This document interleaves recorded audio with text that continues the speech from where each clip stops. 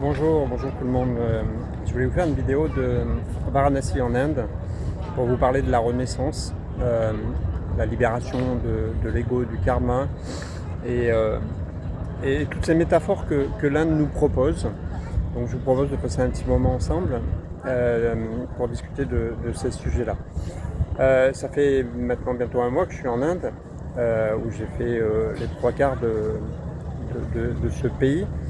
Et ce qui est marquant pour moi, ce qui vraiment m'aura marqué, c'est cette capacité que l'Inde nous propose en termes de métaphores, de s'interroger sur la vie, sur nos illusions, avec un pays qui est le symbole des injustices, d'une forme d'inhumanité, avec à la fois une extrême pauvreté où une très grande partie de la population n'a même pas de logement et dehors une très grande partie de la population n'a même pas la possibilité de se nourrir chez elle, et c'est pour ça qu'on a autant de vendeurs ambulants de street food en Inde. Et en même temps on y retrouve tout ce que l'injustice peut nous proposer, avec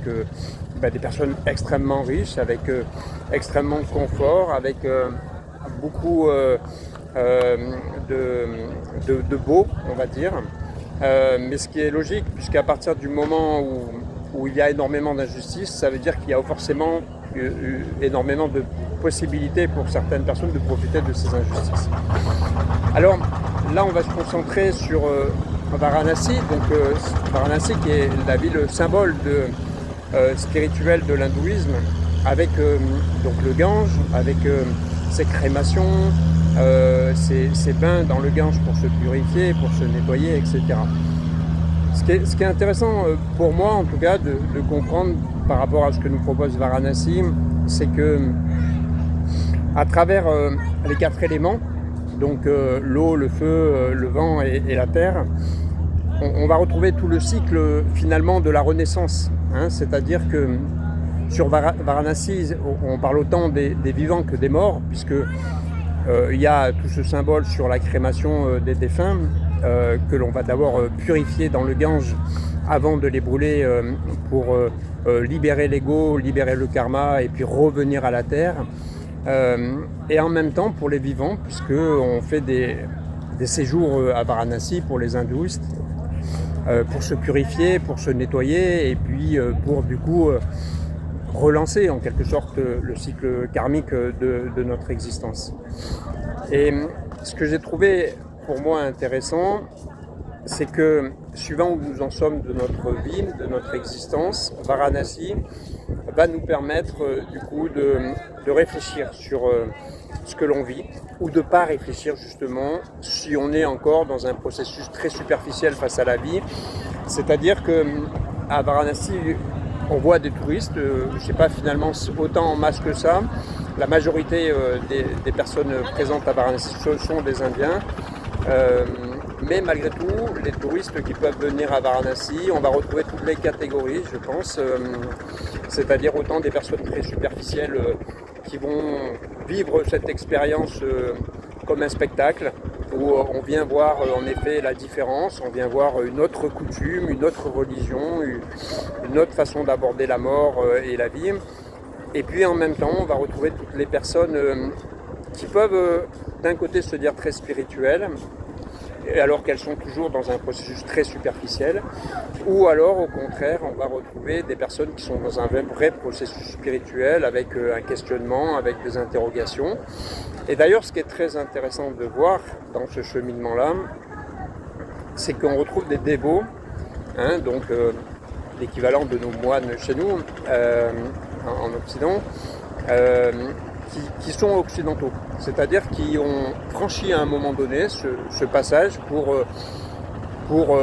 devenir en gros des passeurs face à la religion hindouiste, et qui veulent vivre comme des dévots. C'est-à-dire qu'en Inde, les dévots font la mendicité, ne vivent que de la donation, et donc de la mendicité. Et donc on retrouve des Occidentaux qui s'abandonnent complètement dans cette vision de la vie, et donc dans ce passage, où d'ailleurs ce qui est intéressant de voir, c'est qu'il y a deux catégories de dévots à Varanasi. On va retrouver des dévots qui sont pour moi dans un processus véritablement de cheminement d'illumination, avec une véritable envie d'aller chercher cette phase du karma.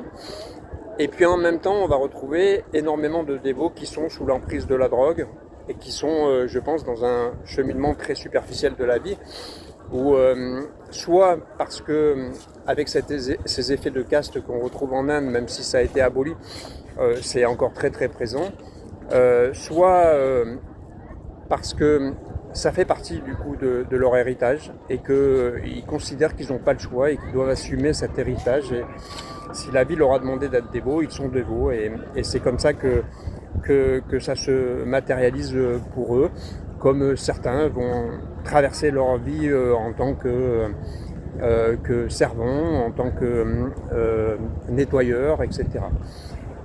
Pour moi, pour revenir sur la phase de renaissance, ce que je trouve intéressant, c'est justement cette capacité que l'on peut avoir à s'interroger sur ce qu'est la renaissance. La renaissance, donc, du coup, pour un vivant, puisque la vie, quand on s'interroge un peu dessus, est une multiplication de cycles. Notre vie, si on s'intéresse un petit peu à l'astrologie, à la numérologie, on s'aperçoit que finalement, l'histoire est écrite, mais par contre que l'on a quand même une part de libre arbitre, puisque ce libre arbitre, c'est ce que je propose dans la méthode que je propose aujourd'hui. Ce libre arbitre, en fait, c'est de savoir comment on veut que ces cycles se déroulent. C'est-à-dire, qu'est-ce qu'on veut qu'ils se déroulent avec bienveillance, avec douceur, avec amour, ou au contraire, est-ce qu'on veut lutter, est-ce qu'on veut contrôler, est-ce qu'on veut s'imposer une énergie violente qui va faire que ce cycle deviendra quelque chose de difficile et de souffrant pour nous.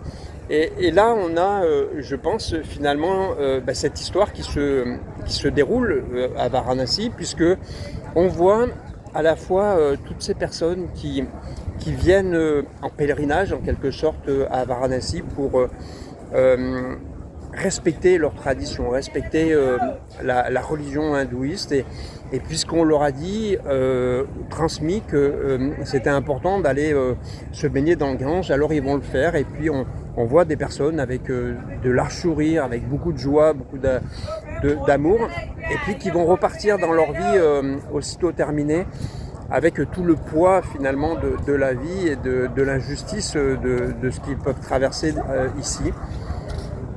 Et quand on prend du recul par rapport à ça, c'est facile de comprendre qu'en fait on vit exactement la même chose. Alors c'est vrai que le décor il est différent, c'est vrai que dans nos vies occidentales, on a l'impression que tout est plus confortable parce qu'on a toutes sortes d'aides, parce qu'on a toutes sortes de sécurité, parce qu'on a toutes sortes finalement de protection. Mais quand on prend un peu de la hauteur et donc qu'on s'interroge par rapport à ça, on s'aperçoit finalement qu'on n'est peut-être pas plus avantagé qu'eux, parce que ce sont des êtres libres, puisqu'ils n'ont rien à perdre, et que nous, finalement, on est rempli de limites, rempli du coup d'emprisonnement à travers ces cheminements, ces processus donc collectifs de retraite, de minima sociaux, de charges, d'impôts, etc. Et on s'aperçoit que le seul point commun qui peut exister entre leur vie et la nôtre, c'est justement l'impôt. C'est-à-dire qu'en Inde, ces injustices qui sont monstrueuses, on s'aperçoit que l'État n'est pas là pour du coup soutenir cette population, alors que quand on regarde l'Inde, je viens de lire encore cette semaine, c'est devenu la 4e puissance mondiale économique.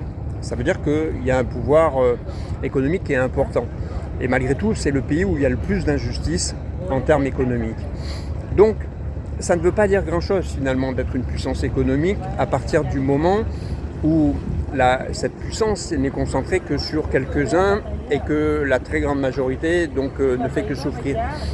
Et notre cas est finalement le même, c'est-à-dire que là, on le voit, c'est l'actualité aujourd'hui. Il y a quelques-uns qui profitent du système et puis il y a une très très grande majorité qui souffre et qui n'a pas accès justement à l'abondance. Et ça nous interroge parce que quand on veut prendre de la hauteur, prendre du recul face à la situation, en fait c'est notre rapport à nous-mêmes qui est important. C'est-à-dire qu'est-ce que j'ai envie moi de vivre et qu'est-ce que je m'impose de vivre. Est-ce que je veux m'enfermer dans ces emprisonnements? Est-ce que je veux subir en quelque sorte l'injustice de la vie, quelle qu'elle soit? C'est-à-dire que si je suis en Inde et si je nais en Inde, je vais subir peut-être l'injustice de vivre dans la rue, de vivre dans une famille pauvre, ou alors à l'inverse, je vais peut-être vivre avec peut-être l'avantage de vivre dans une famille très aisée. Et c'est exactement pareil pour chez nous. Où est-ce que je vais vivre? Dans quel environnement je vais vivre? Et qu'est-ce que j'en fais? C'est-à-dire, quel est mon rapport à la conscience? Qu'est-ce que j'ai envie de vivre? Qu'est-ce que je m'impose de vivre, etc. Et c'est ça, je crois, la renaissance, c'est-à-dire, c'est le choix que je vais faire en fonction des expériences que j'ai vécues, de ma capacité à rebondir, de ma capacité à choisir une autre destination. Et donc, d'accepter que le libre arbitre que la vie me propose, dans ce cycle qui était écrit, donc on appelle le destin, finalement de trouver en fait notre forme de vérité pour que la vie devienne plus douce, plus bienveillante, plus juste. Et donc c'est à ce moment-là où on va pouvoir donc prendre rendez-vous avec en quelque sorte notre destin. C'est-à-dire qu'on va libérer ce moi, on va libérer notre personnage donc égotique pour retrouver un soi, c'est-à-dire retrouver le chemin que notre âme nous a écrit pour trouver une forme de paix intérieure. Je crois que ce que nous montre en tout cas cette expérience à Varanasi, c'est que, et j'en ai fait de l'expérience pour ceux qui me suivent depuis longtemps sur les réseaux sociaux, c'est qu'on peut avoir la réponse, mais de ne pas être capable à un moment donné de le mettre en place parce que ce n'est pas encore le moment venu. J'ai souvent dit sur cette chaîne que c'était important de ne pas vivre avec son passé, qu'il fallait le lâcher pour donc vivre dans l'instant présent et puis construire du coup le futur. Aujourd'hui, c'est ce que je suis en train de vivre complètement, où justement je dois finir de libérer ce passé, je dois prendre rendez-vous avec mon destin et je crois que c'est plus vrai que jamais parce que justement l'histoire est écrite comme ça et je le sens dans le corps, c'est-à-dire que je lâche du coup l'ego, je lâche le mental pour justement ressentir plus et donc être en accord avec cette forme de divinité qui est en nous, tourner la page du passé, accepter que des situations, des personnes ont fait partie de notre chemin, mais doivent à un moment donné sortir parce qu'on ne partage plus la même énergie, parce qu'on ne partage plus la même histoire et que ce cycle karmique qui nous lie ensemble est terminé. Et en même temps, d'accepter que même en libérant le passé, même en m'en éloignant, il y aura des personnes qui feront toujours partie de mon existence parce que justement elles auront évolué dans la même dynamique que moi et parce qu'on est en accord sur cette dynamique. Je crois qu'être en paix, c'est ça, c'est-à-dire être capable de faire la part des choses entre ce que je dois libérer et ce que je dois accepter, de continuer à garder dans mon existence, dans ma vie, dans mon énergie, parce que la renaissance, c'est pas être en conflit. Donc c'est pas être en permanence dans un conflit intérieur.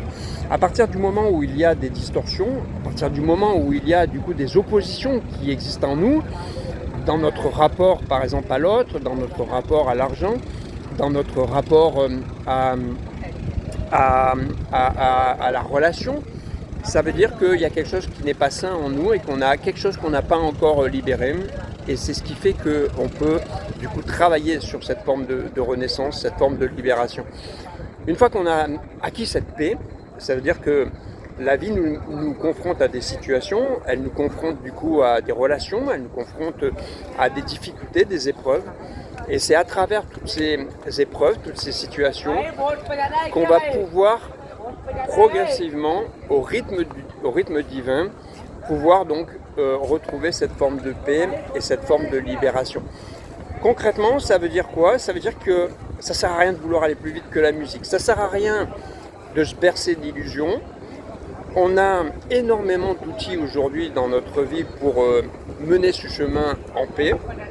Mais ça ne veut pas dire que parce qu'on a beaucoup d'outils, que pour autant on pourra aller plus vite que ce que l'histoire a écrit. Si l'histoire a été écrite de telle manière, c'est qu'il y a une raison. Et donc, une fois qu'on a compris ça, alors ok, on accepte que on va pouvoir prendre rendez-vous avec des facilitateurs, avec des guides pour nous aider à travers des outils, l'hypnose, la PNL, le coaching, l'énergétique, la médiumnité, tous ces moyens ne sont que des moyens, ce ne sont pas en gros des causes. Et donc il ne faut pas mélanger. Il ne faut pas croire par exemple, parce que je vais aller faire une retraite dans un ashram de façon superficielle, que je vais me guérir. C'est pas vrai.